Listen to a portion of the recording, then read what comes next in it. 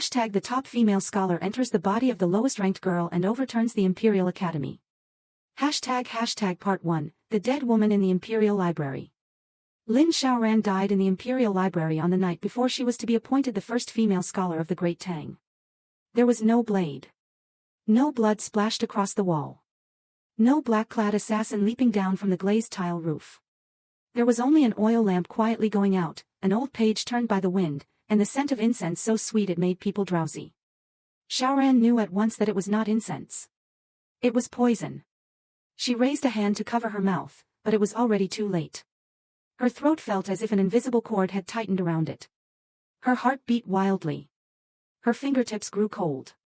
Before her eyes, the lines in the spring and autumn annals blurred into black streaks.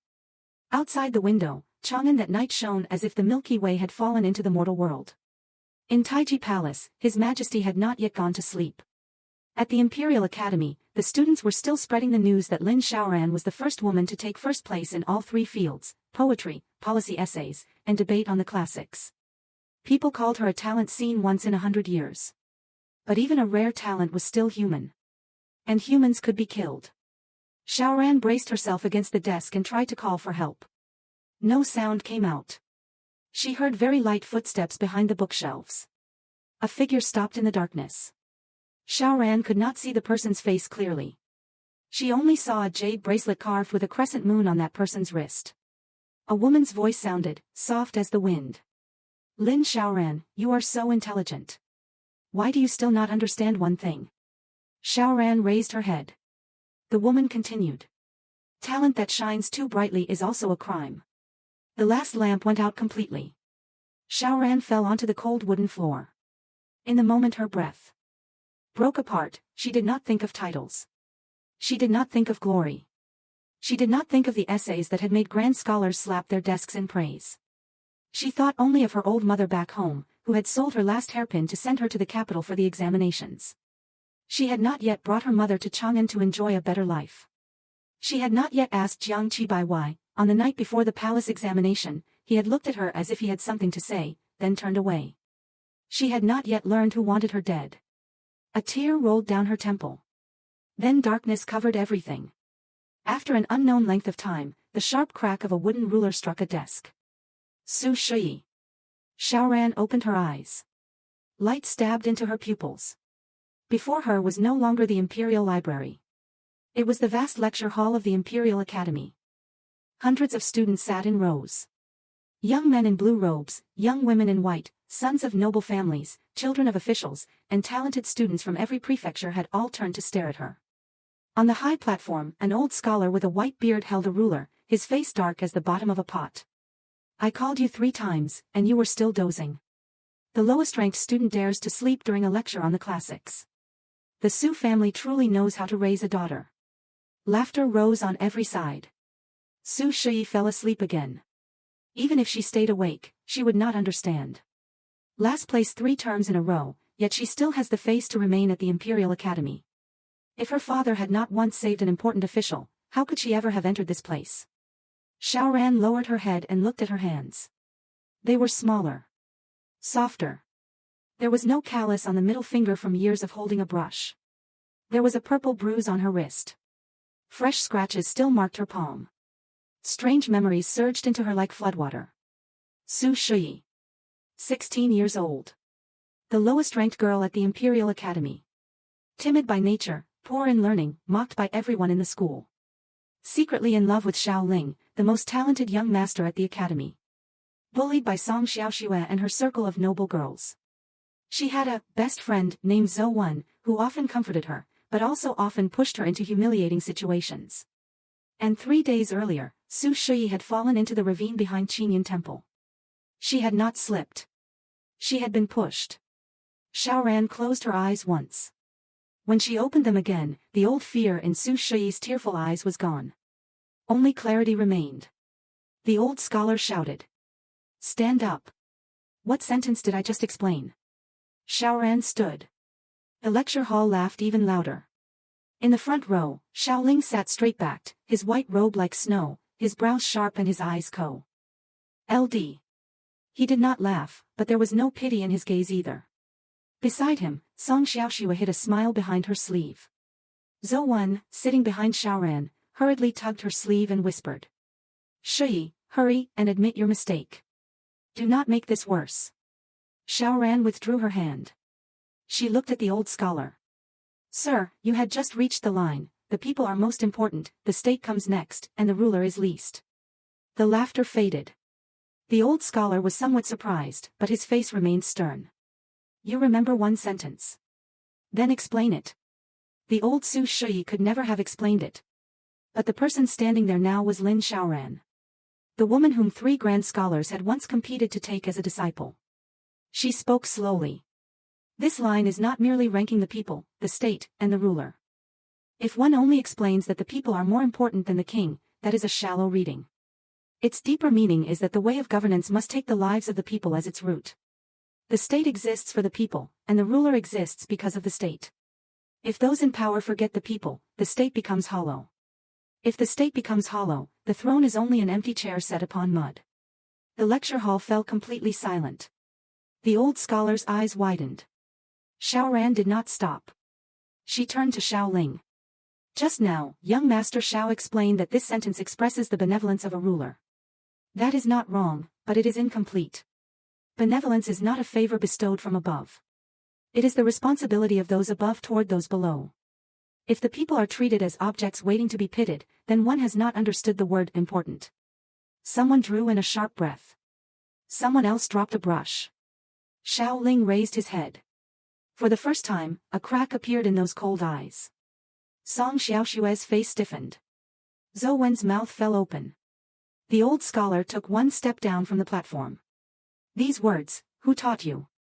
Xiaoran lowered her eyes and said calmly. The book taught me. Which book? The book you just made us read, sir. The hall went dead still. The lowest-ranked girl had corrected Xiao Ling's interpretation in front of the entire academy. And not merely corrected it. She had corrected it so precisely that the old scholar could not refute her. Xiaoran sat down. Within this body, a small, trembling emotion stirred. It belonged to Su Shuyi. That girl had bowed her head for too long. Today, at last, she had raised it. ## Part 2, the lowest-ranked girl changes her eyes. News that Su Shuyi had refuted Xiao Ling during the lecture on the classics spread through the Imperial Academy in less than half an hour. By the noon break, people were deliberately walking back and forth outside the women's dormitory just to look at her. Is that really Su Shuyi? Impossible. She must have memorized it beforehand. Even memorizing requires being able to remember that passage. In the past, she fell asleep after reading one page. Maybe falling into the ravine damaged her brain in the opposite direction. Xiaoran heard all of it. She paid no attention. In her previous life, she had gone from a village girl in plain cloth to the top scholar in all 3 fields. She had heard more than enough ridicule. Talent was not born amid applause. Talent often began in the laughter of others. She sat in Su Shuyi's small room and opened the books on the desk one by one. The handwriting was messy. Many of the notes were wrong. Some places were blurred by tears. Inside a copy of the Book of Rites, she found a folded slip of paper. Su Shuyi's handwriting trembled. Today, young Master Xiao praised Song Xiaoshue's essay. I also want him to look at me once. On the next page, Zhou Wen said that if I helped her deliver a letter to young Master Xiao, he would know that I am good. But why did everyone laugh at me in the end? And on the page after that, Song Xiaoxue said I am not worthy of liking Xiao Ling. Perhaps she is right. Xiaoran folded the paper shut. Foolish girl. It is not that you are unworthy of liking anyone. It is that they are unworthy of you lowering yourself so far. The door was pushed open. Zhou Wen entered, carrying a box of pastries. She had a delicate face and a soft voice, and always looked as if she were worried for someone else's sake. Shuyi, you frightened me to death this morning. Do you know who young Master Xiao is? You embarrassed him in front of so many people. He will hate you even more after this. Xiaoran placed the paper back into the book. Is that so? Zhou Wen sat beside her. I know you only wanted him to notice you. But this was not the right way. Listen to me. This afternoon, go and apologize to young Master Xiao. Say you only misspoke and do not really understand anything. And if I do not go? Zowen froze. Why would you say that? I am doing this for your own good. For my own good, you told me last time to deliver a fake love letter to Xiaoling. Zowen's face changed. That was a misunderstanding. For my own good, you told me Song Xiaoshui only wanted to be friends and persuaded me to go alone to the pavilion behind the mountain. Zowen gripped the pastry box tightly. Shuyi, are you blaming me? We are best friends. Xiaoran looked at her. Her gaze was very light. Yet Zowen suddenly felt cold along her spine. A best friend would not always appear at exactly the right moment to witness my humiliation. You. Leave the pastries. You may go. Zowen sprang to her feet, her eyes reddening. Su Shuyi, you have changed. Xiaoran opened the pastry bow. Axen sniffed lightly. No poison. Only peach kernels. Su Shuyi was allergic to peach kernels. If she ate them, her face would swell and her throat would tighten. She would not die, but it would be enough to make her miss the poetry test that afternoon. Xiaoran raised her head. Yes. I have changed. So from now on, if you want to harm me, you should choose a smarter method. Zowen took one step back. She did not understand. In the past, if she merely frowned, Su Shuyi would hurry to apologize. Why was Su Shuyi now looking at her as if she were a chess piece placed in the wrong square? Zowen fled with the pastry box in her arms. Laughter rang from the corridor. Song Xiaoshui came over with 3 noble girls behind her. She wore an apricot-colored silk skirt and a jade hairpin, her steps gentle. If one looked only at her appearance, anyone would think she was a proper young lady, both talented and beautiful. But Su Shuyi's memories knew clearly. Those soft hands had once pushed her into a lotus pond in the dead of winter. That sweet voice had once read her fake love letter aloud before the whole academy. Song Xiaoshui stopped at the doorway and smiled gently. Sister Shuyi, I heard your talent startled everyone this morning. I am truly happy for you. Xiaoran did not stand. If sister is happy, be happy outside. My room is small and cannot hold so much kindness. The 3 girls behind Song Xiaoshui changed color. Su Shuyi, how dare you speak to Sister Xiaoshui like that? Song Xiaoshui raised a hand to stop them. She was still smiling. It is all right. Perhaps Sister Shuyi has just recovered from illness and is in a difficult mood. This afternoon is the poetry test. I look forward to seeing what poem you compose. Do you look forward to seeing my poem, or seeing me disgrace myself? Song Xiaoshui smiled faintly. If you have ability, who could make you disgrace yourself? Xiaoran nodded. Well said. She stood and walked up to Song Xiaoshui. Then this afternoon, if I take first place in poetry, you will apologize before the entire academy. Song Xiaoshui froze. One of the girls behind her burst into laughter. You? First place. Su Shuyi, are you dreaming? Xiaoran did not look at her. She looked only at Song Xiaoshui. You do not dare. Pressed by the eyes around her, Song Xiaoshui found herself in a difficult position. If she refused, it would be no different from admitting she feared Su Shuyi. She smiled. Fine. But if you do not take first place, you must kneel outside the lecture hall and admit that you are an ignorant fool who only knows how to boast. Xiaoran answered immediately. Agreed. The wager spread even faster than the morning's news. By the time the poetry test began, nearly all the students had come to watch. The old scholar gave the topic. Use th. E character, snow, as the subject and complete a poem within 1/4 hour. Song Xiaoshui lifted her brush confidently. She was already famous among the female students for poetry. The word snow also matched her own name. It was too easy for her to make it beautiful. Xiaoling was also present. He stood beneath the eaves, his gaze resting on Su Shuyi. He wanted to know whether that morning had been luck, or whether something had truly changed. 1/4 hour passed. Song Xiaoshui submitted her poem. Her poem was elegant, using snow as a metaphor for a woman's chastity. Several scholars nodded. Then it was Su Shuyi's turn. Xiaoran placed her paper on the desk. The old scholar had read only the first 2 lines when he suddenly raised his head. He continued reading. His voice grew slower and slower. In the courtyard. The winter wind blew past and the plum blossoms trembled. The poem did not write about the beauty of snow. It wrote of snow falling at the door of a poor home, covering the footprints of a mother who had gone to borrow rice. It wrote of snow on the palace roofs, beautiful to those seated in warm halls, but cutting the skin of laborers outside the gates. It wrote that the same snowfall was called poetry by those with wine, and disaster by those without coats. It was not excessively ornate. But every word was like a thin blade. When the old scholar finished reading, the courtyard was silent. Another scholar slapped the desk. Excellent. Using snow to discuss the people's livelihood, seeing the great way through a small scene. This poem takes first place. Song Xiaoshui's face turned white. Xiaoran turned to her. Miss Song. Her voice was not loud. But it was enough for everyone to hear. Apologize.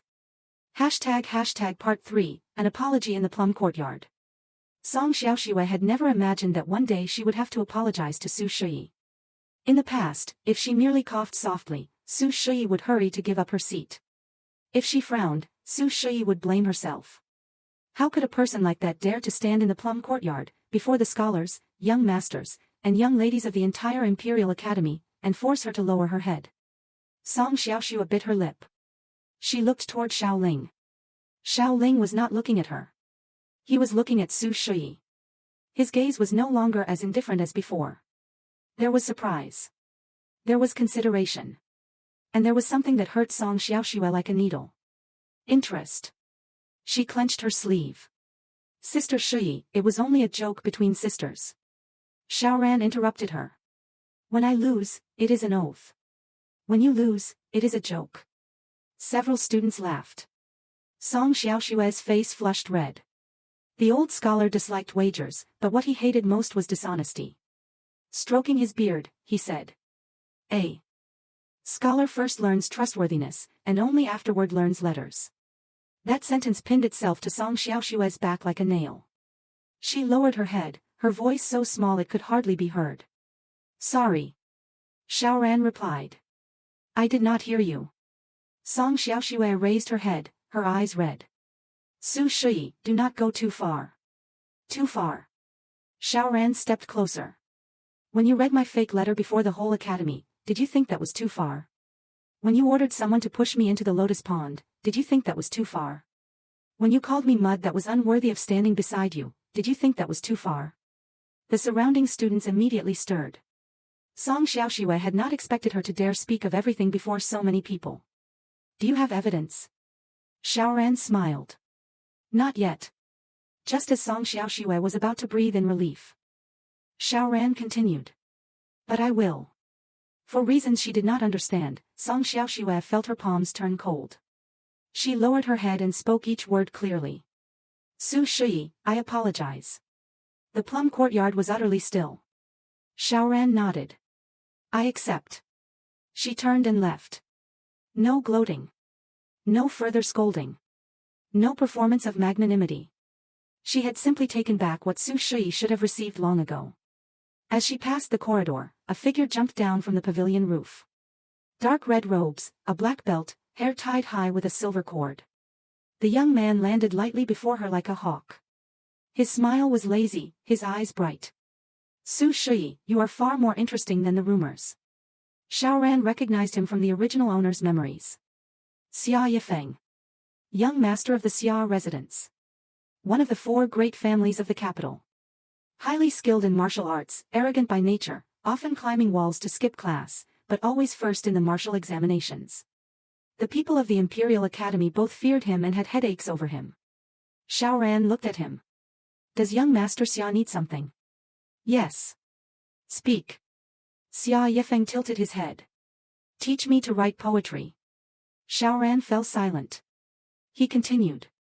In exchange, whoever bullies you, I will beat them. Fighting is forbidden at the Imperial Academy. Then I will drag them outside and beat them. Looking at his serious expression, Xiaoran almost wanted to laugh for the first time. I do not need someone else to fight for me. Then you fight with your mouth and I fight with my hands. We cooperate. No need. She walked past him. Xia Yifeng followed. Are you really Su Shuyi? That question made Xiaoran's steps pause for half a beat. Xia Yifeng noticed immediately. His smile deepened. I once saw you in the book tower. You were holding a book upside down and did not know it. Today, you wrote a poem that nearly made old Jing cry. If a person changes this quick. Either she was struck by lightning, or the soul inside the body has changed. Xiaoran turned her head. Young Master Xia believes in souls entering bodies. Xia Yifeng shrugged. I believe someone with eyes like yours should never have liked Xiaoling. At that moment, Xiaoling came from the opposite direction. The air instantly became subtle. Xiaoling looked at Xia Yifeng. You skipped martial theory again. Xia Yifeng smiled. And you came to find Miss Su again. Has the sun risen in the west? Xiaoling did not answer. He looked only at Xiaoran. The explanation of the classics this morning.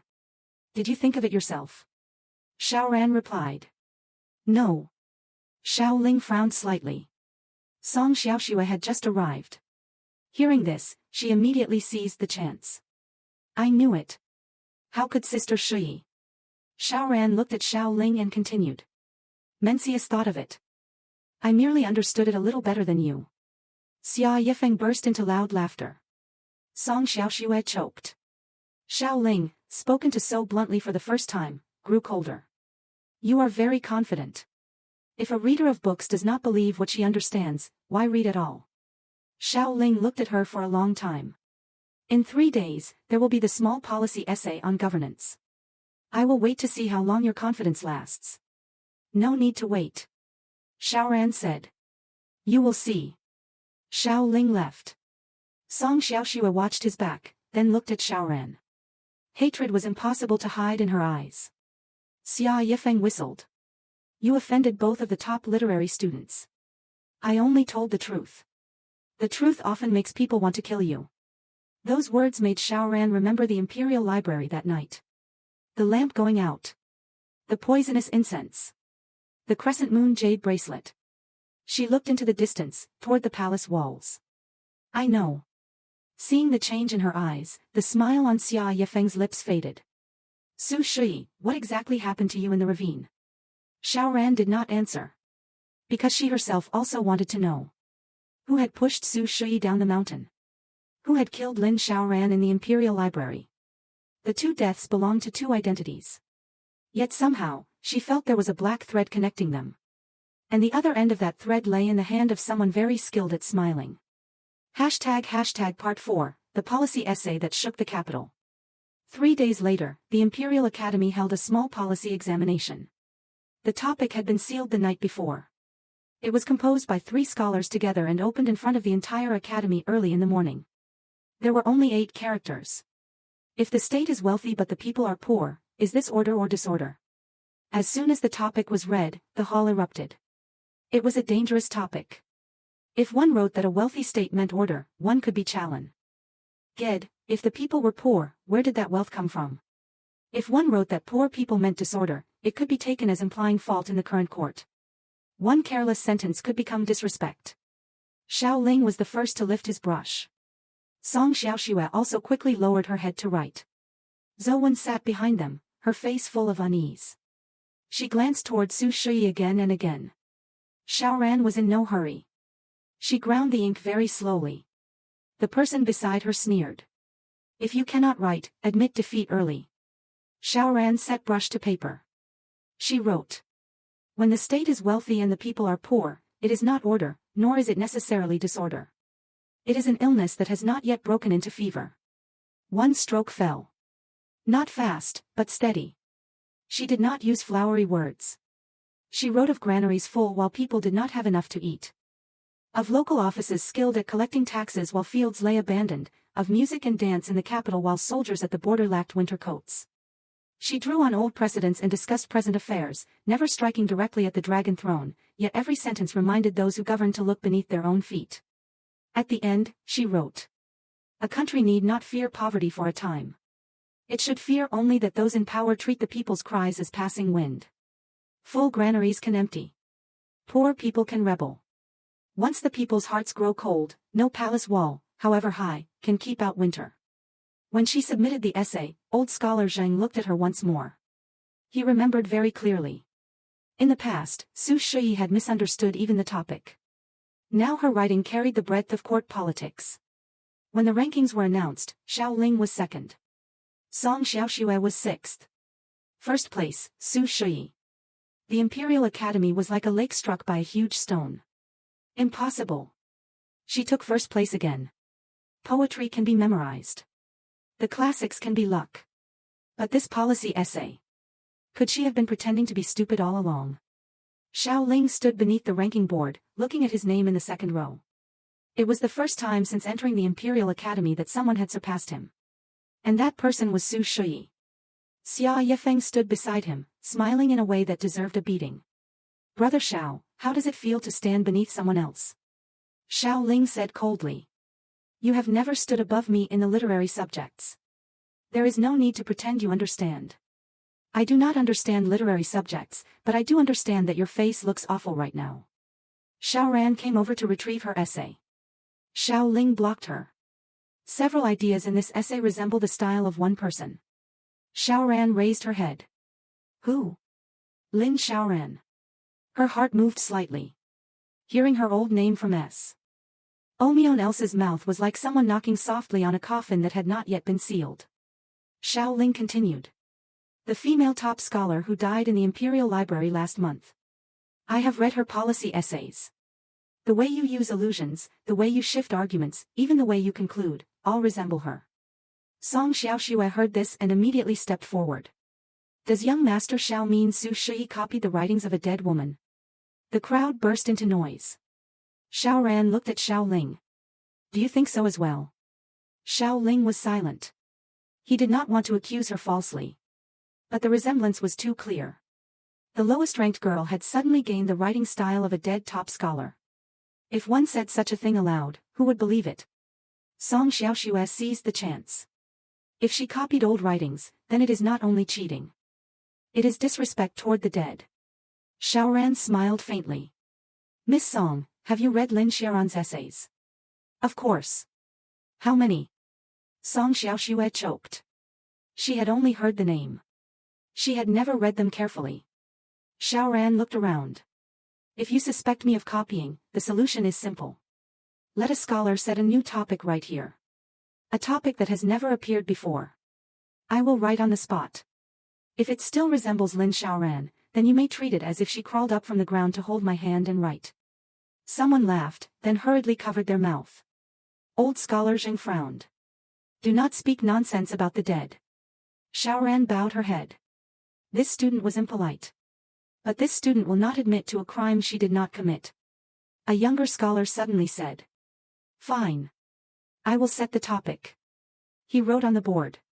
If a talented person comes from humble origins, should that person be valued above the children of noble families?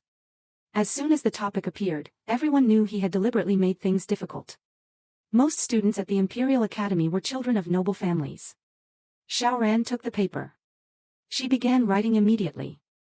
No hesitation. No revision. No pause. Half an hour later, she placed the essay on the desk. The essay was only a little over 1,000 characters. But every sentence was like fire. She wrote that a country used people as a builder used timber. Good timber was good timber whether it grew deep in the mountains or in a noble garden. If one discarded it merely because it had grown in mud, the builder was not noble, but foolish. Noble children had the conditions to study. If they were capable, they should be used. A poor scholar had difficulty studying and still became capable. Such a person should be used all the more. What a court should fear most was not a lowly person rising, but an empty noble person refusing to step down. By the final line, several noble young masters had turned BL. UE in the face. Xia Yifeng was the first to clap. Excellent. Even scolding people has scholarship. I like it. Old scholar Zheng glared at him, but the corners of his eyes hid a smile. Xiao Ling held the essay and read it again and again. Then he returned it to her. I apologize. The crowd was stunned. Xiao Ling, the proudest person at the Imperial Academy, had apologized to Su Shuyi. Xiaoran took back the essay. I accept. Xiao Ling looked at her. Are you truly not her? Xiaoran asked in return. If I said I was, would you believe me? Xiao Ling was silent. Xia Yifeng cut in. I would. Xiaoran glanced at him. He smiled brightly. If you said you were the Wenxiu star descended to earth, I would believe that too. At that moment, a page boy ran in and delivered an invitation to the old scholar. The old scholar opened it, and his expression changed. In 3 days, the Gu family will host a literary banquet at Yuehua Tower. Miss Gu invites the top 10 students of the Imperial Academy to attend. At the mention of Miss Gu, the entire hall quieted. Gu Yu. The young lady of the powerful Gu family. Famous for intelligence and elegance, rarely seen in public, but every appearance made the talents of the capital lower their heads. Su Shuyi's memories did not contain much about her. But Lin Xiaoran's memories did. On the night before Xiaoran died, in the Imperial Library, the figure's wrist had worn a jade bracelet shaped like a crescent moon. Gu Yu. Yu. Moon. Xiaoran tightened her grip on the essay. Perhaps the person she needed to find had finally agreed to step out of the dark. Part 5, The Literary Banquet at Yuehua Tower. Yuehua Tower was the most famous restaurant in Chang'an. By day, it received officials. By night, it received poets and scholars. The tower had 7 floors, and from the highest one, a person could see the palace lights and the crowds along Vermilion Bird Avenue. On the night the Gu family held its literary banquet, carriages lined up outside Yuehua Tower. Talented scholars, students of the Imperial Academy, and descendants of great families all considered an invitation an honor. Xiaoran did not want to go. But she had to. To catch a snake, one had to enter the place where the snake felt safe. The old Su Shuyi had never attended such a grand banquet. As soon as Xiaoran stepped down from the carriage, old memories made this body stiffen slightly. Soft laughter sounded nearby. Is that not Su Shuyi? She takes first place twice and thinks she has become a noble lady. Her clothes are so plain. Xiaoran wore a pale blue robe and little jewelry. In her hair was only an old wooden hairpin that Su Shuyi's mother had sent to the capital. Compared with the silk and pearls of the young ladies around her, she was indeed simple. But she walked very straight. She did not bow her head. She did not avoid anyone's gaze. On the steps, Xia Yifeng was leaning against the railing, waiting. When he saw her, his eyes lit up. I knew you would dress like this. Like what? Like someone coming to take an exam, not show off wealth. Xiaoran asked. Were you invited too? No. Then why are you here? I climbed the wall. She was silent for a beat. You say that as if it is something to be proud of. I have been climbing the walls of the Xia residence since I was 8. I have rich experience. After saying this, he lowered his voice. Be careful of Gu Yu. Xiaoran looked at him. What do you know? Not much. Only that the softer she smiles, the worse luck the person opposite her has. As soon as he finished, a gentle female voice sounded. Young Master Xia is speaking ill of me again. Gu Yu appeared at the door. She wore a white skirt embroidered with silver thread. Her black hair was lightly pinned up, and on her wrist there was indeed a jade bracelet carved like a crescent moon. Her face was not as striking as Song Xiaoshui's, but it was more refined. Her eyes were very bright, and her smile was mild, making people easily forget that some people were mild only because they had hidden all their thorns inside. Xiaoran looked at the bracelet. In her mind, the words from that night sounded again. Talent that shines too brightly is also a crime. Gu Yu was also looking at her. Miss Su. Your name has recently echoed through the Imperial Academy. Today I finally meet you. Xiaoran replied. Miss Gu overpraises me. Not at all. A person who can make young Master Xiao apologize before the whole academy cannot be ordinary. I was only lucky. Gu Yu smiled. I do not believe luck repeats itself so many times. Their gazes met. One wished to see whether the other was her killer. The other wished to see what this lowest-ranked girl was hiding beneath her weak skin. The literary banquet began. Gu Yu set the topic. Each person would compose a couplet using the word moon. The young masters and young ladies answered in turn. Some used the moon to compare a gentleman, some used it to describe their homeland, and some used it to speak of love. When Song Xiaoshui's turn came, her couplet was rather beautiful and received much praise. When Xiao Ling's turn came, he paired moon with mountains and rivers, giving it a grand air that made the whole tower applaud. Gu Yu smiled at Xiaoran. Miss Su.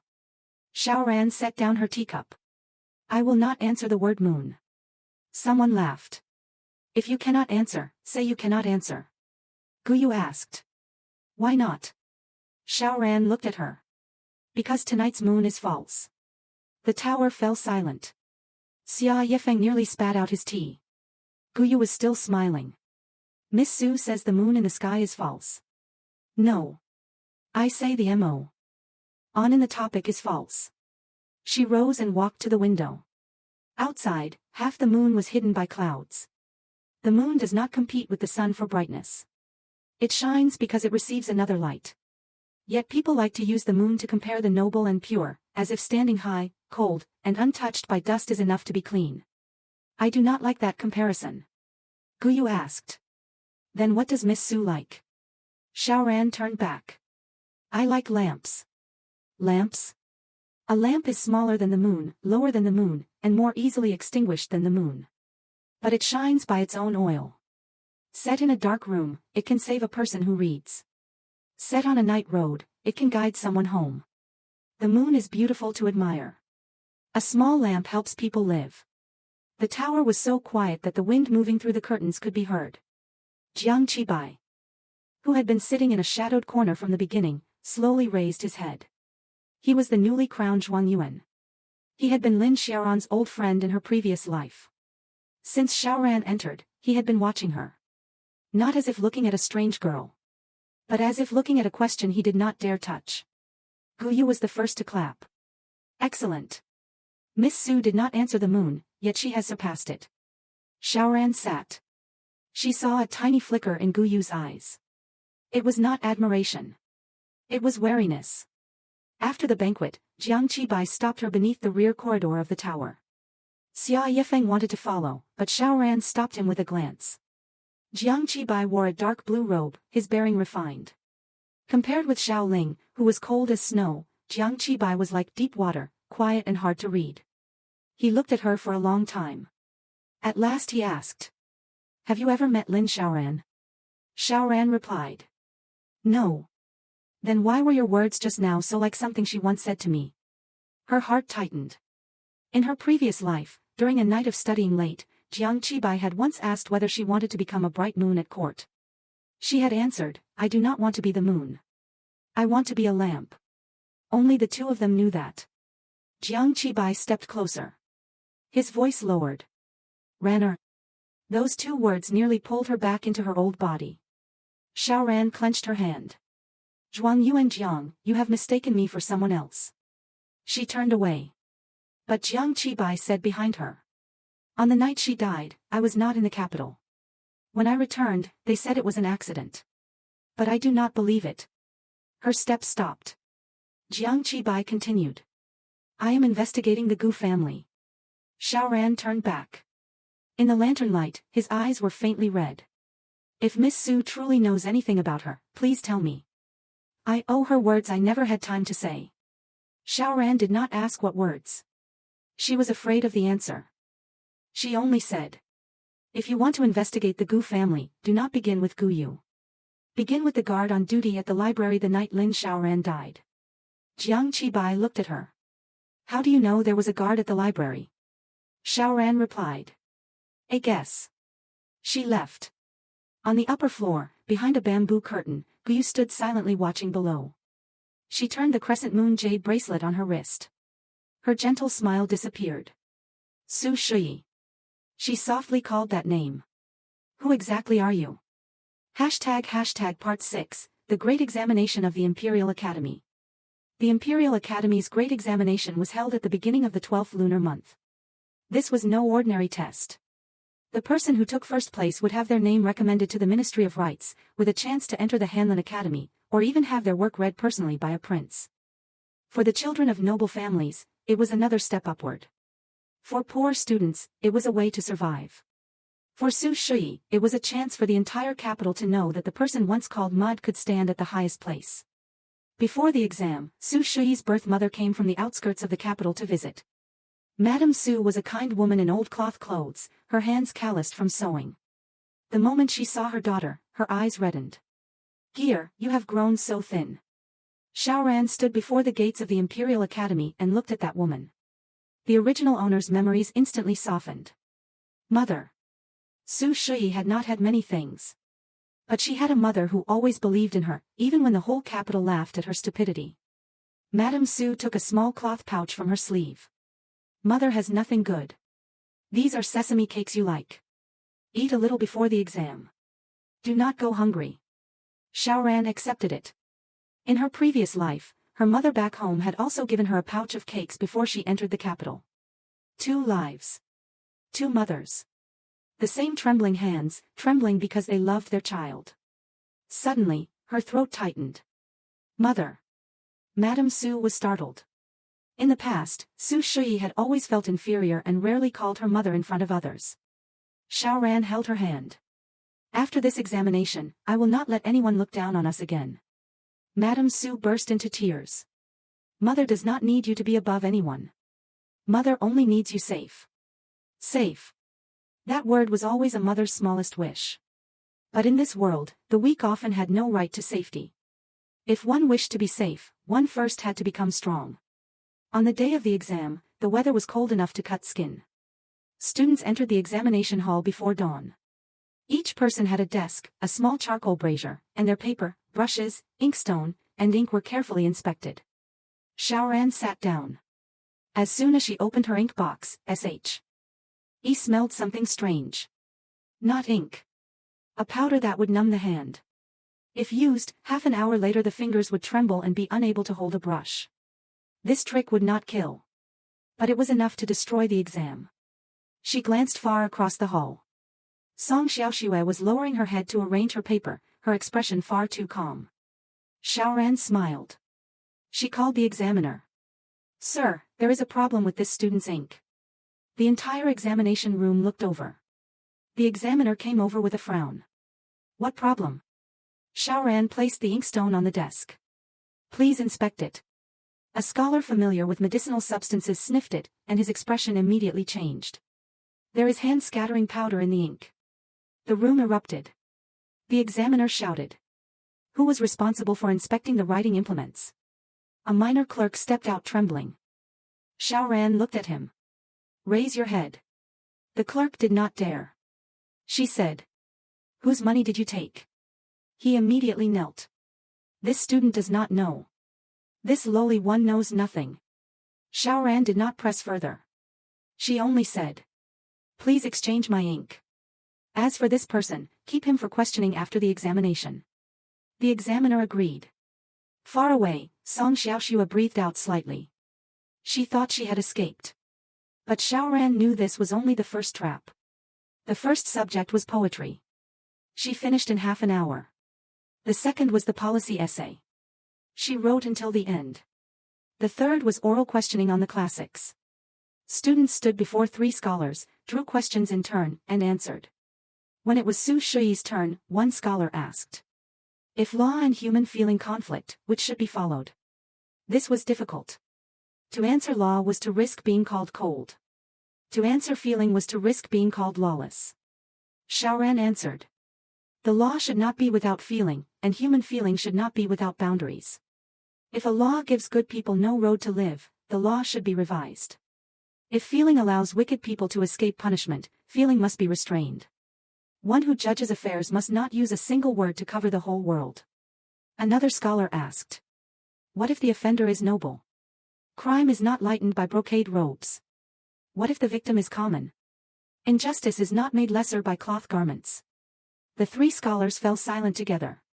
Old Jing listened from outside, stroking his beard while his eyes brightened. That afternoon, the rankings were posted. First place, Su Shuyi. Second place, Xiao Ling. Third place, Song Xiaoxue. Fourth place, Gu Yu. The Imperial Academy exploded. It was no longer one lucky moment. No longer 2 coincidences. In the greatest examination of the year, the girl who had once been last had risen straight to top scholar. The news flew out of the Imperial Academy and spread throughout Chang'an in a single day. Outside the gates, common people gathered to look at the board. Who is Su Shuyi? I heard she used to be last. Last place becoming top scholar. Is this a late awakening prodigy? Or did the Wenxiu star enter her fate? In the crowd, Madame Su looked at her daughter's name on the board, covering her mouth as she cried without sound. Xiaoran watched her from a distance. For the first time since entering this body, she felt that victory was not only revenge. It could also allow a mother to lift her head. That night, Song Xiaoshui was called to the scholar's room. The minor clerk responsible for the ink had confessed that a maid from the Song residence had given him silver. Song Xiaoshui knelt on the floor, crying like a pear blossom in rain. This student has been wronged. This student knows nothing. Someone must have impersonated the Song residence. There was no direct evidence. She was punished with 10 days confinement and stripped of the right to attend the great debate. For her, this was already a heavy blow. But Xiaoran knew it was not enough. Song Xiaoshui was only the person holding the small knife. The person behind her had not truly acted yet. 3 days later, Su Shuyi received an anonymous letter. There was only one sentence inside. If you want to know who pushed you down the mountain, come to Wangshan Pavilion tonight. The handwriting was very familiar. It was Zhou Wen's. Part 7, Wangshan Pavilion and the False Best Friend. Wangshan Pavilion stood behind the Imperial Academy, against a low mountainside. By day, it was quiet and students often came to read. At night, cold winds slipped through the bamboo forest, and the sound of leaves rubbing together seemed like whispers. Su Shuyi had once been pushed into a rocky ravine nearby. The original owner's final memory was blurred. A hand at her back. A familiar scent of powder. A voice saying, "Sorry, Shuyi. Who told you that even living like this still makes people an eyesore?" Then came the feeling of falling. Xiaoran arrived at the pavilion on time. She did not come alone. Xia Yefeng was hiding in a tree 10 zhang away. He was the only person at the Imperial Academy who could hide himself while still making people feel he was very noisy. Before hiding, Xia Yefeng had said, "If there are assassins, call me. If there is a woman crying, handle it yourself. That kind frightens me most." Xiaoran did not know whether to thank him or send him home. Inside the pavilion, Zhou was already waiting. She wore a gray cloak and her face was pale. The moment she saw Xiaoran, she knelt. "Shuyi, save me." Xiaoran stood outside the pavilion. "Who wants to kill you?" Zhou cried. "Song Xiaoshui. She is afraid I will speak about what happened that day. She wants to silence me." "What happened that day?" "She ordered me to lure you behind the mountain. I only wanted to frighten you. I never thought she would really push you." Xiaoran looked at her. "You are lying." Zhou snapped her head up. "I am not. Song Xiaoshui is arrogant, but she would not do dirty work with her own hands unless she were certain of winning. The person who pushed me that day was you." Zhou trembled. Cold wind blew through the pavilion, and the lantern swayed. The tears on her face stopped very quickly. So quickly it was as if they had been cut off. "You remember?" Her voice changed. No longer weak. No longer pleading. Xiaoran stepped into the pavilion. "Not clearly. But you were too eager to blame Song Xiaoshui." Zhou laughed softly. "So it was a guess." "A guess is enough." Zhou stood. "Su Shuyi, I truly hate the way you are now. Did you like the way I was before?" "Before, you were stupid, but at least you made me feel comfortable." She looked at Xiaoran with eyes full of resentment. "You were worse than everyone in everything, yet your mother still loved you. Young Master Xiao did not like you, yet you still dared to like him. When people laughed at you, you cried once, then returned to class the next day. Why could a useless person like you live so lightly?" Xiaoran was silent. So there were people who hated others not because the other person was strong, but because the other person was weak and still possessed what they did not. A little love. A little hope. A little ability to stand up after being laughed at. Zhou continued. "That day, Miss Gu came to me. She said that as long as you disappeared for a few days, Song Xiaoshui would owe me a favor. I could enter their circle of noble girls. I did not think you would die." Miss Gu. At last, the name had appeared. Xiaoran asked. "Why did Gu want to harm Su Shuyi?" "I do not know. She only said." Zhou suddenly stopped. Xiaoran immediately stepped back. A small arrow struck the pavilion pillar, exactly where she had just stood. Xia Yefeng leapt down from the tree. Down. 3 black-clad assassins appeared in the bamboo forest. Xia Yefeng drew his sword. Unlike his usual arrogance, when he held a sword, his whole body became a sharp blade of wind. One strike forced 2 men back. Xiaoran dragged Zhou behind the stone table. Zhou trembled. "She wants to kill me." She really wants to kill me. Xiaoran said coldly. Tell me everything. Guyu said you did not deserve to live. She said someone once deserved death even more than you and still died, let alone you. Xiaoran's heart sank. Those words were not only about Su Shuyi. They were about Lin Xiaoran. An assassin circled behind the pavilion. Xiaoran grabbed the inkstone on the table and threw it straight at his face. He had not expected a bookish girl to strike so accurately. Ink splashed into his eyes, and he froze. Xia Yifeng seized the chance and kicked him down the steps. Su Shuyi, that was a beautiful inkstone throw. Focus on fighting. As ordered. Very soon, the three assassins were beaten back. One tried to kill himself with poison hidden in his teeth. Xia Yifeng caught his jaw in time, but the man still bit through the poison pellet. He died on the spot. The other two fled into the forest.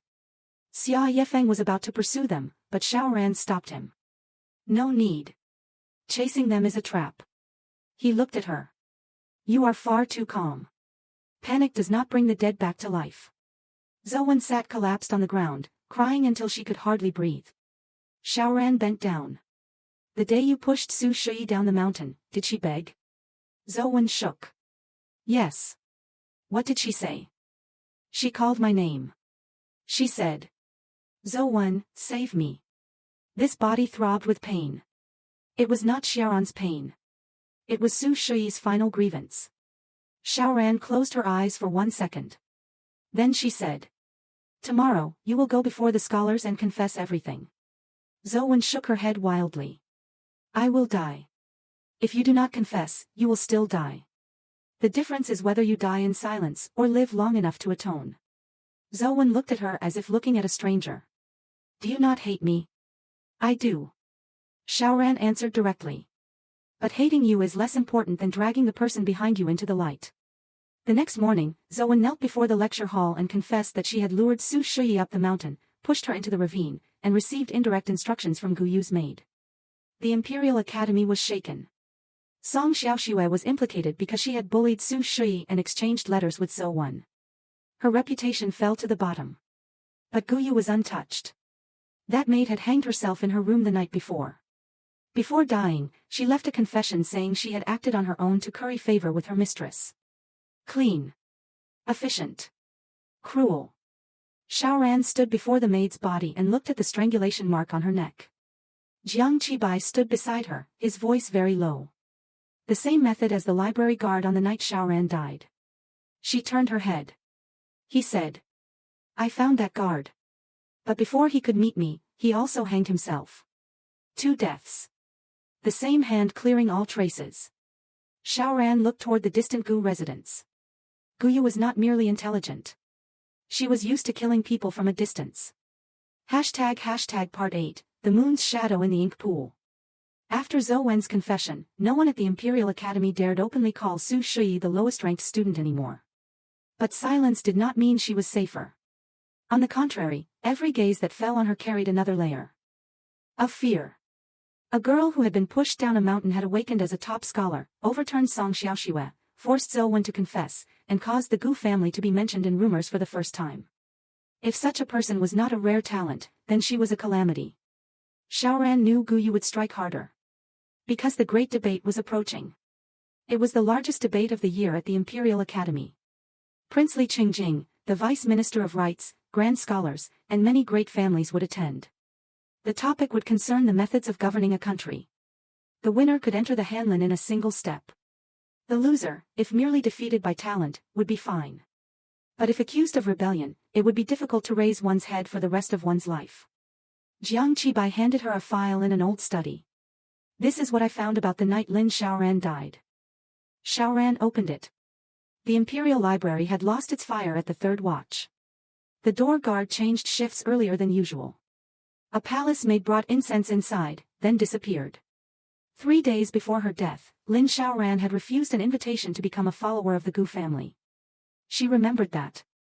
The Gu family had wanted to take her in and use her. She had refused because she did not want to become the brush of any great family. Jiang Qibai said.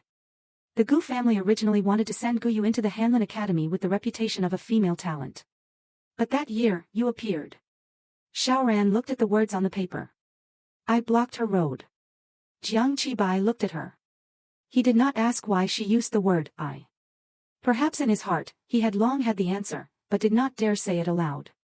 Guyu was not only jealous of talent. She was afraid. If Lin Xiaoran entered the Hanlin, she might have exposed the network of great families manipulating examination topics. Xiaoran raised her head. Examination topics. Jiang Qibai nodded. In recent years, certain noble students always knew the direction of the topics in advance. Not the exact wording, but enough to prepare. I suspect the Gu family is one link in the chain. Xiaoran understood immediately. If she had lived, with her nature, she would have discovered it sooner or later. Therefore she had to die. And Su Shuyi. Why had a seemingly unrelated lowest-ranked girl also been harmed? Jiang Qibai handed her another piece of paper. This is the list of people who borrowed books from the Imperial Academy book tower. Before she fell down the mountain, Su Shuyi accidentally borrowed the wrong book. Xiaoran looked at the title. Old Topics on Policy Essays. Inside the book was hidden a draft of the Great Debate topic. Perhaps she did not know. But Guyu thought she had seen it. Everything connected. Su Shuyi had not died because of foolish love.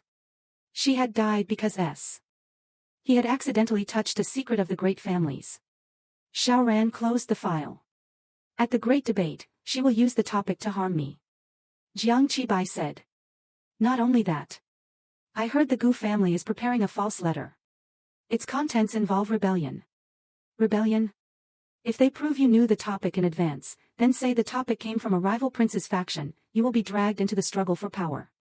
This was no longer a school matter. It was a crime that could destroy a clan. Xia Yifeng walked in from outside. Then I will go burn down the Gu residence first. Jiang Qibai looked at him. Young Master Xia, burning the residence of a first-rank minister is a capital crime. If I am not caught, it does not count. Xiaoran rubbed her forehead. When did you arrive? When Zhuang Yuanjiang was looking at you as if you were seeing the dead come back to life. The room froze. Jiang Qibai looked at Xiaoran. Xia Yifeng also looked at her. Xiaoran knew she could not hide forever. But what would happen if she said it? I am the dead Lin Xiaoran. My soul entered Su Shuyi's body. It sounded like madness. Yet the two men before her seemed prepared to believe she was mad. She said. I am no longer the Su Shuyi of the past. Xia Yifeng shrugged. I know. Jiang Qibai's voice was hoarse. And not only Su Shuyi. Xiaoran looked at him. After a long time, she said. When the Great Debate ends, I will tell you everything. Xia Yifeng smiled. Fine. Until then, I will be responsible for keeping you alive long enough to speak. Jiang Qibai said. I will be responsible for the evidence. Xiaoran looked at them. One was an old friend from her previous life. One was an arrogant young man from this life. She had always been used to walking alone through every examination, every rumor, every danger. Now there were suddenly people standing beside her. The feeling was unfamiliar. But not unpleasant. On the night before the Great Debate, Xiaoran sat alone in her room and opened the book Su Shuyi had borrowed by mistake. There was indeed a thin layer of paper hidden in the spine. Written on it was not the debate topic. It was a list of people who had bought topics over the past 3 years. At the top of the list, the Gu family. At the bottom of the page was an ink mark shaped like a crescent moon. Xiaoran blew out the lamp. In the darkness, she heard footsteps on the roof. It was not Xia Yifeng. This person was lighter. She picked up a paper knife. The window flew open. A small arrow shot in and struck the desk. There was no poison. Only a piece of paper tied to it. On the paper was written. Tomorrow, if you dare step onto the debate platform, your mother will die. ## Part 9, before the debate platform.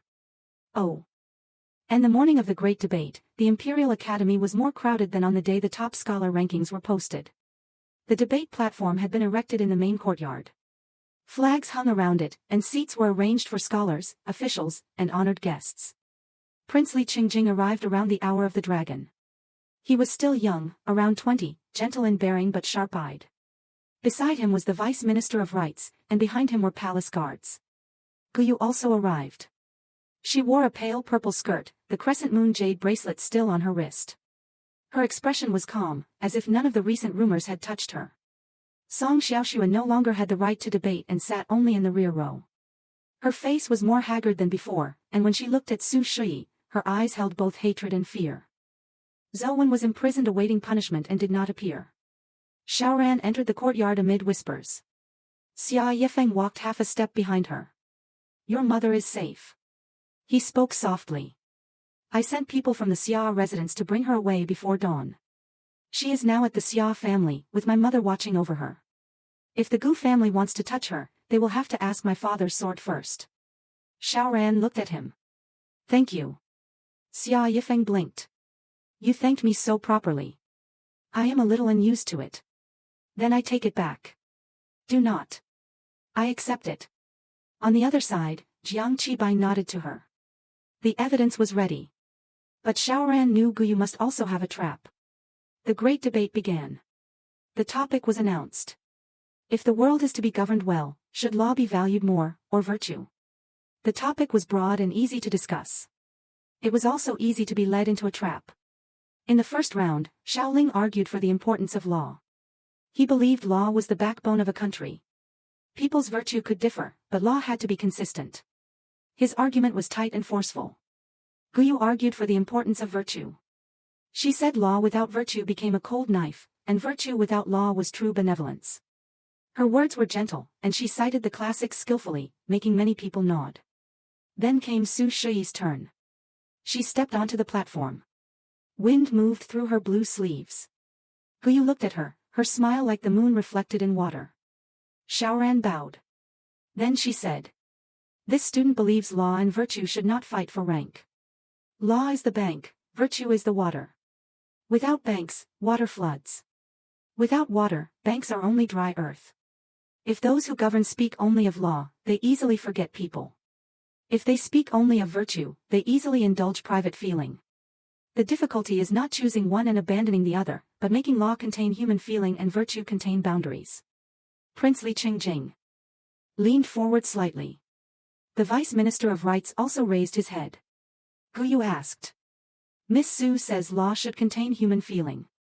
If a person commits a crime to save his mother, should he be pardoned? Xiaoran answered. His crime should not be pardoned, but his circumstances should be considered.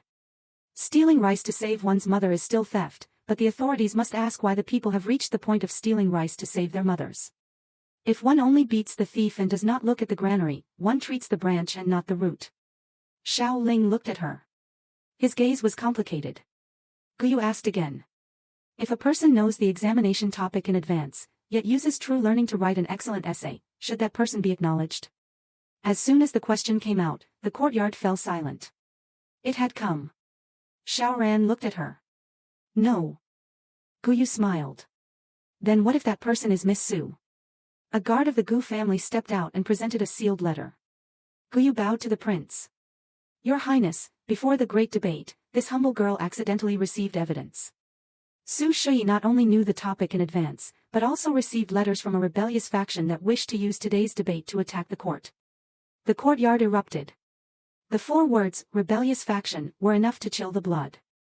The Vice Minister of Rights darkened. Present it. The letter was opened. Inside was a letter bearing Su Shuyi's signature.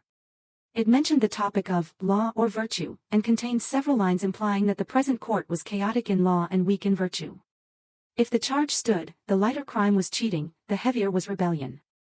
Madame Su could also be implicated. Xia Yifeng placed a hand on his sword hilt. Jiang Qibai frowned. Xiao Ling stood. Your Highness, this matter must be investigated clearly. Guyu looked at Xiaoran. Miss Su, is the handwriting on this letter yours? All eyes fell on her. Xiaoran took the letter and looked it over. Then she laughed. The laugh was very soft. But in air stretched tight as a bowstring, it was as sharp as scissors cutting silk. The Vice Minister of Rights frowned. What are you laughing at?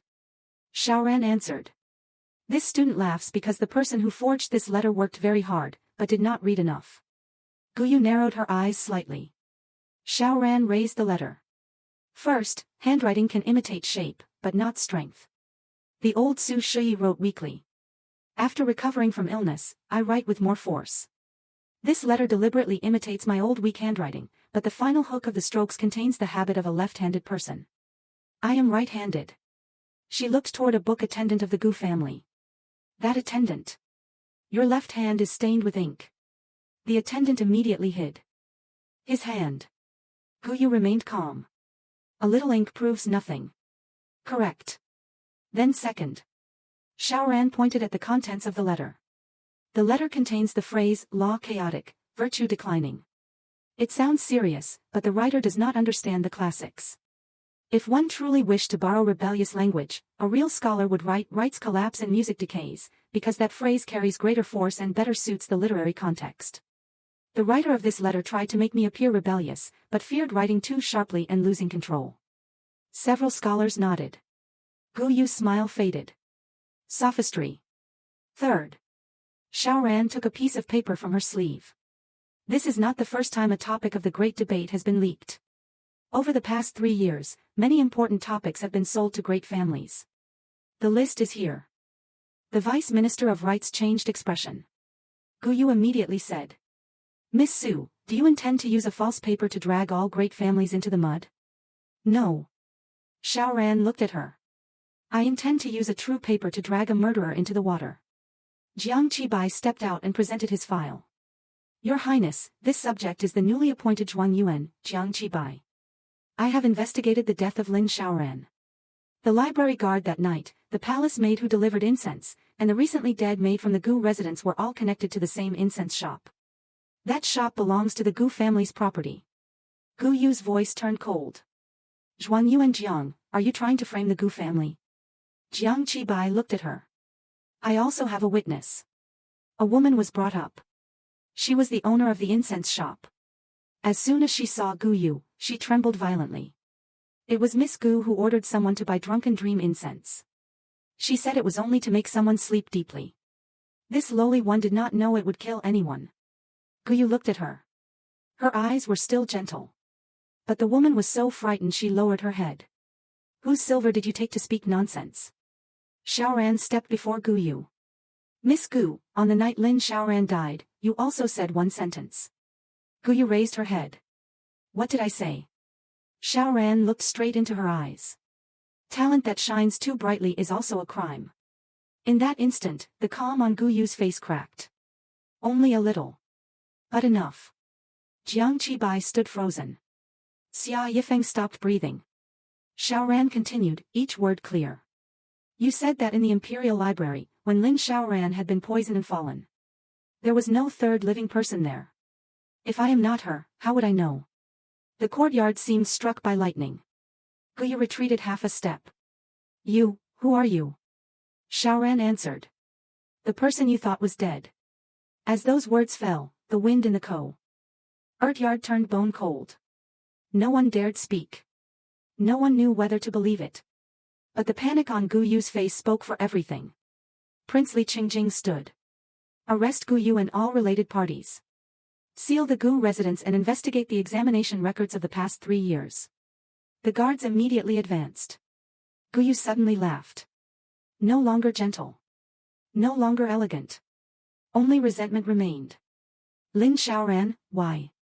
Why can you come back even after death? I studied bitterly for 10 years, yet everyone remembered only you. Whenever I attended a banquet, they asked what you would think. When I wrote a fine essay, they said that if Xiaoran were here, hers would be even better. I am Gu Yu. I am not inferior to you. Xiaoran looked at her. You were not inferior because of talent. You were inferior because of your heart. Gu Yu broke free from the guards. Drew a small knife hidden in her sleeve, and lunged at her. Xia Yifeng was faster. He kicked the knife away and pulled Xiaoran behind him. You want to touch her in front of me? Gu Yu was pressed to the ground. The crescent-moon jade bracelet on her wrist shattered in two. Xiaoran looked at the pieces of jade fallen on the stone floor. At last, light had entered the night of the Imperial Library. Part 10, after the broken moonlight. The Gu family collapsed faster than anyone had expected. Not because of one confession. But because that beautiful wall had already rotted from within. After Prince Li Qingjing ordered the Gu residence sealed, box after box of account books was sent to the Ministry of Rights. Inside were lists of topic sales, letters exchanged with officials, silver, precious jade, and even the names of students whose scores had been raised. Guyu was imprisoned in Dali Temple.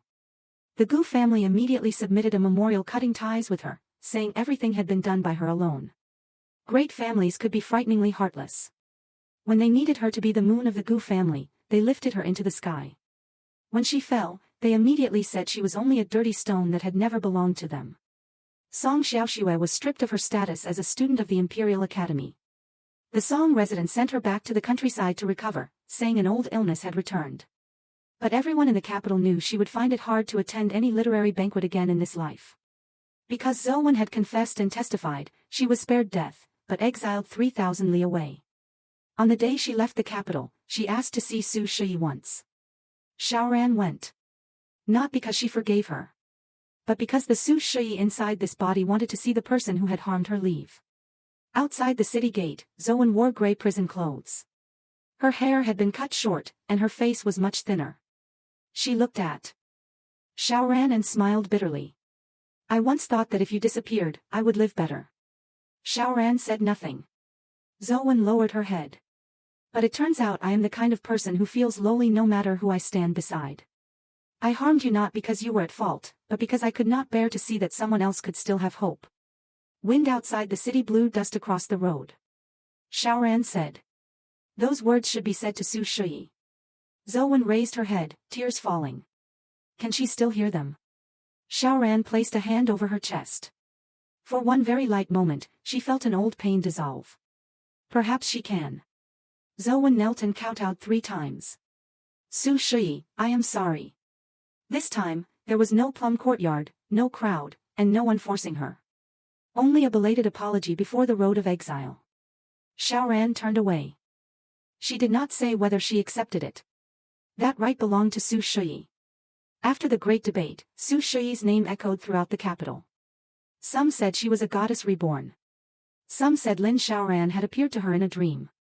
Some said she had fallen down a mountain once, cracked open her stupidity, and awakened talent. No one knew the whole truth. Or if they knew, they could not speak it before the officials.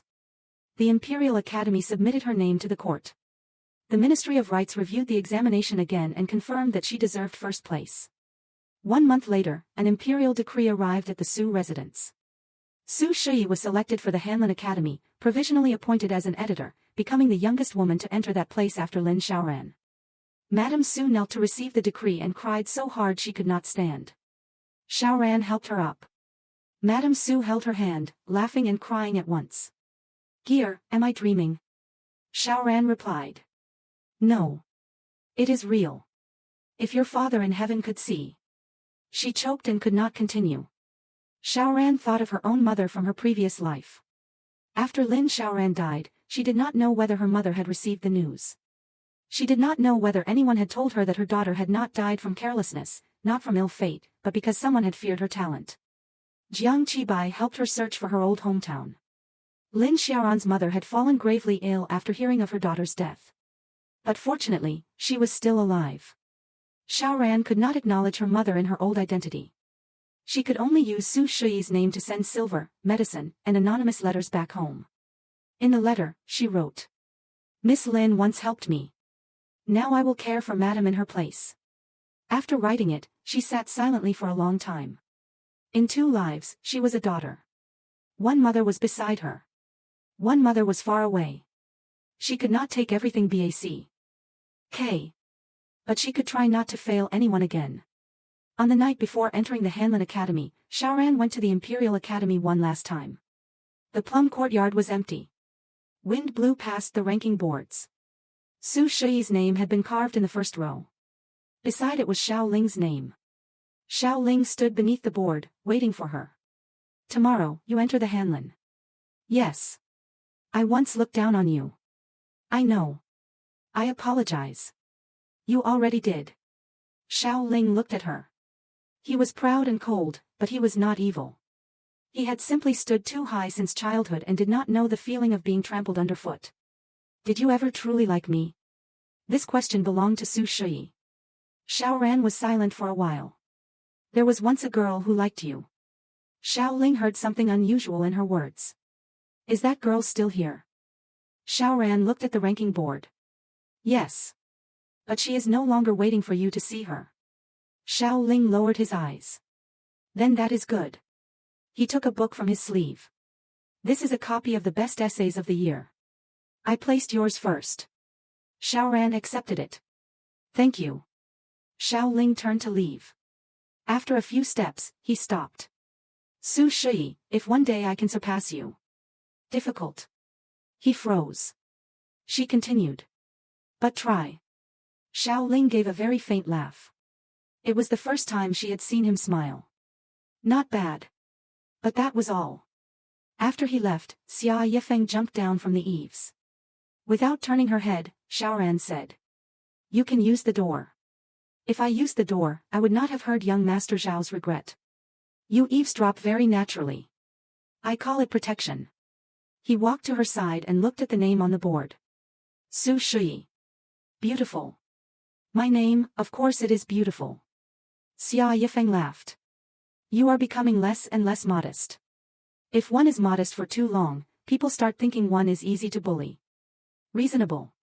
He was silent for a while, then asked. Can you tell me now? Xiaoran knew what he was asking. The night wind was cold. She looked at the moon above the academy roofs. I was once named Lin Xiaoran. Xia Yifeng did not look shocked at all. He only made a sound of realization.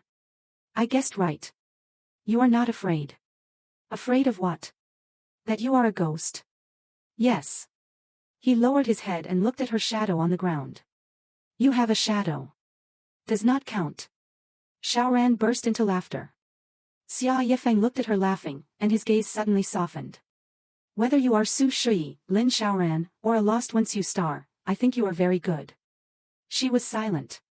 He continued, still arrogant as ever. So from now on, if anyone wants to harm you, report my name. If reporting my name is not enough, I will come myself. Xiaoran looked at him. Xia Yifeng. You really are ver. Why noisy? He smiled brilliantly. But you are not driving me away. She turned away. I am considering it. Consider a little longer. Better yet, consider it for a lifetime. ## Part 11, The Hanlin Academy and the People of the Past. The Hanlin Academy was different from the Imperial Academy. At the Imperial Academy, talent made people noisy. At the Hanlin, talent only made people wary. On Su Shuyi's first day in the academy, many gazes fell on her. Some were curious, some admiring, and some displeased. A young woman entering a place where male scholars had sat for years, and one connected to the Gu family case, could not possibly have a peaceful beginning. The head of the Hanlin Academy was an old white-haired man surnamed Feng. He looked at her for a long time, then handed her a stack of books. Copy these, check for errors, and submit them before the hour of the rooster. The stack of books was nearly half her height. A young scholar nearby laughed softly. This was a show of authority. If she failed, she would lose face on her first day. If she complained, people would say she was arrogant as soon as she entered. Xiaoran accepted the books. Yes. She sat, ground ink, and began copying. Not hurried. Not slow. Every stroke was steady. By the hour of the rooster, she submitted everything. Not only had she finished copying. She had also marked 37 errors in the old text, including 2 incorrect allusions that could have caused misunderstanding in an imperial edict. After Director Feng finished reading, he stroked his beard. Who taught you to check documents? Xiaoran replied. A dead person. The room went silent. Director Feng looked at her more deeply.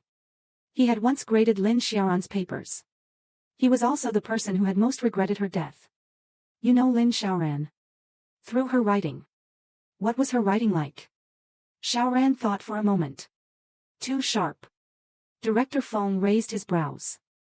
The world praises her sharpness, yet you say too sharp. Too sharp, and one breaks easily. If she had lived a few more years, perhaps she would have learned to hide the blade inside its sheath. Director Feng fell silent. After a long time, he sighed. Yes. If she had known how to hide, perhaps she would not have died. Xiaoran looked at the tip of her brush. No. If she had to hide all her talent in order to live, then the fault did not lie with her. The fault lay with a world afraid of light. In the days that followed, she worked at the Hanlin, returned home to care for Madame Su, and occasionally sent letters to Lin's mother back home. Jiang Qibai often came to deliver files on the Gu family case. He did not ask her more. But his gaze grew more certain every day. One afternoon, while they were checking the list of topic buyers, he placed a small box on the desk. These are things Xiaoran and left in the Imperial Library. I obtained them from Director Feng. Xiaoran opened the box. Inside was her old brush. The handle was worn. The brush tip had been carefully wrapped. She touched it, and her hand trembled slightly. Jiang Qibai said.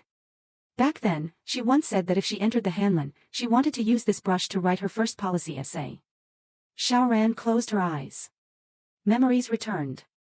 On the night before the palace examination, she and Jiang Qibai had sat under the eaves avoiding rain. He asked what she wanted after passing. She answered that she wanted to write an essay that would make the court see that poor people were also people. He smiled and said she would certainly do it. But she never had time. Jiang Qibai's voice was hoarse. Ranner. This time, she did not deny it. She opened her eyes. Qibai. Only 2 words. Jiang Qibai looked as if he had been struck. He lowered his head, his shoulders trembling faintly. I knew it. Xiaoran said. I am sorry. I could not tell you sooner. No. I was late. He looked at her. In the last life, I was late. You died, and only then did I return to the capital. This time, I will not leave you alone. Outside the window, a cough suddenly sounded. Xia Yifeng stood in the courtyard, holding a bag of roasted chestnuts. Should I come in later? Jiang Qibai looked at him. The moving atmosphere was instantly cut cleanly in half. Xiaoran asked. Did you climb the Hanlin wall again? Xia Yifeng was serious. No. Today I used the door. The gatekeeper would not let me in, so then I climbed the wall. The order is different. Jiang Qibai rubbed his forehead. Xia Yifeng placed the chestnuts on the desk. I heard the Hanlin Academy was bullying you, so I came to see. No one is bullying me. Then I came to eat chestnuts. He peeled one and placed it before her. Hot. Be careful. Jiang Qibai looked at the chestnut, then at Xia Yifeng. Xia Yifeng looked back and smiled very brightly. Xiaoran felt more of a headache than when she had dealt with Gu Yu. Yet strangely, she did not feel annoyed. Perhaps living one more life was not only for revenge. It was also to learn how to be pulled out of loneliness by others. Part 12, The Old Moon, The New Lamp. 3 months later, the Gu family case was sentenced. Gu Yu was exiled to the borderlands and would never be allowed to return to the capital. Before leaving, she requested to meet Su Shuyi. Dali Temple asked Xiaoran's opinion. Xiaoran agreed. The prison was dark and cold. Gu Yu wore white prison clothes, her hair loose over her shoulders. Without the crescent-moon jade bracelet, her wrist was bare and thin enough to show bone. But her eyes were still bright. Bright in a way that told people if she were given a chance, she could still bite. You really came. Xiaoran stood outside the bars. What do you want to say? Gu Yu smiled. I wanted to see what the winner looks like. Now you have. You do not look very happy. Defeating you is not something worth being happy about. Gu Yu looked at her for a long time. Lin Xiaoran, I truly once wanted to be your friend.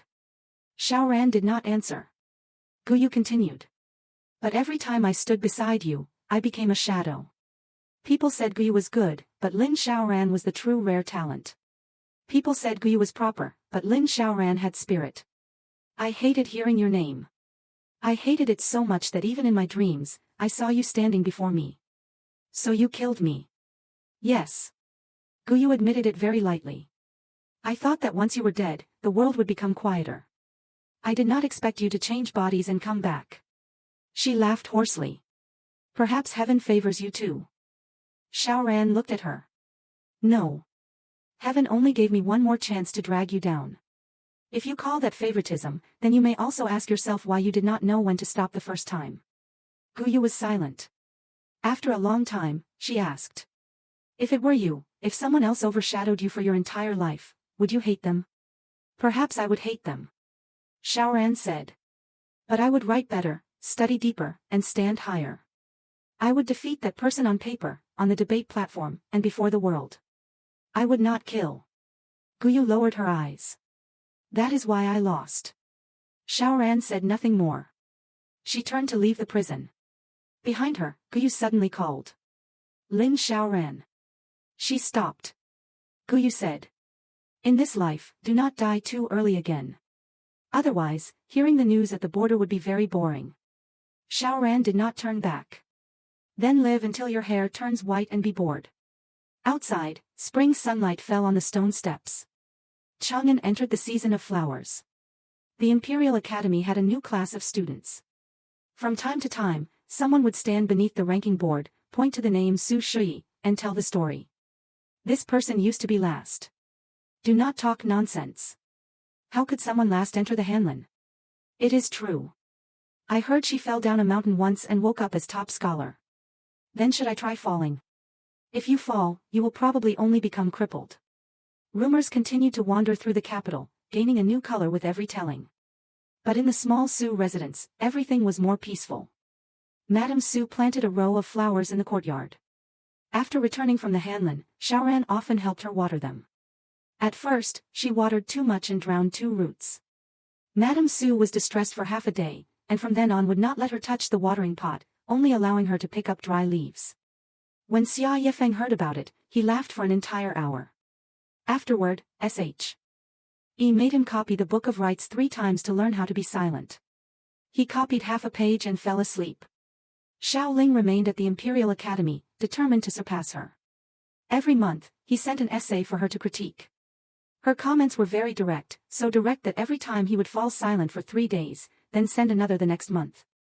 Jiang Qibai worked at the Ministry of Rites, pushing with her to revise the examination regulations, inspect the topics, and separate the power of great families from the Imperial Academy. It was a long road. Longer than revenge. Harder than a debate. But worth walking. One late spring night, Xiaoran stood in the courtyard of the Hanlin Academy and finished writing her first policy essay with her old brush. The title was On Valuing Talent Without Asking Its Origin. She set down the brush. Outside the door, Jiang Qibai waited, his blue robe beneath the lamplight looking just as it had long ago. He said, Ranner, in this life, I will not leave you alone. Before Xiaoran could answer, a voice sounded from the academy wall. Well said, but first ask whether I agree. Xia Yifeng sat on the wall, holding a jar of wine, his smile wild and arrogant. No matter who you are, I only want to marry you into the Xia residence. Jiang Qibai's face turned cold. Young Master Xia, the Hanlin Academy is not a place for marriage proposals. I am declaring my ambition. Your ambition should be written as a policy essay and submitted to the Ministry of Rites. If I can write it, will she marry me? Xiaoran looked at the two of them and suddenly laughed. That smile was not like the Lin Xiaoran of her previous life, always bracing herself for every examination. Nor was it like the old Su Shuyi, always afraid of making a mistake. It was the smile of someone who had died once, lived again, taken revenge, kept her heart, and finally learned that life was not only about taking first place or falling down. There were also people waiting beneath the lamp. There was also a mother in the courtyard at home. There was also a very long road still to walk. She raised her head and looked at the moon. The moon was still bright. But this time, she did not want to be the moon. She wanted to be a lamp. Small, perhaps. But burning by itself. Shining by itself. And if there was someone in the long night who was mocked, pressed down, pushed into mud, yet still wanted to stand, she hoped that person would see this little light. And know that even the lowest-ranked girl could overturn the table. That even the harmed could reclaim their own name. That a death was not necessarily the end. Sometimes, it was the opening drumbeat of another, brighter life.